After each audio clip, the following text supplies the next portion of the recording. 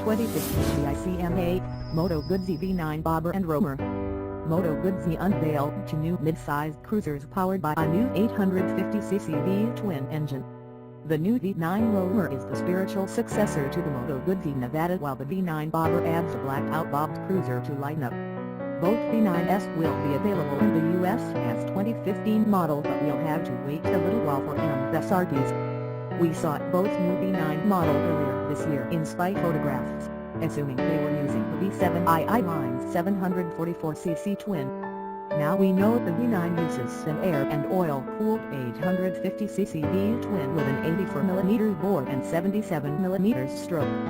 Moto Guzzi claims a peak output of 55 HP at 60 to 50 rpm, with torque peaking at 45.7 pounds-feet at just 3,000 rpm.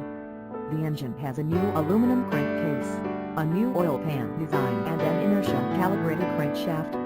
Each cylinder has a push-rod-actuated valve set at an incline to the cylinder head as opposed to parallel as in the V7i engine.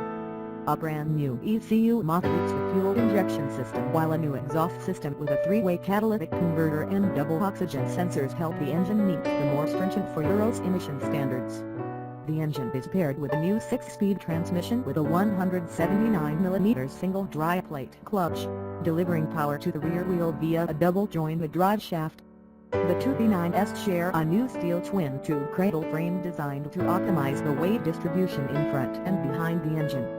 The front wheel is suspended by a 40mm fork offering 130mm of travel, while twin spring preload adjustable shocks handles rear suspension duties.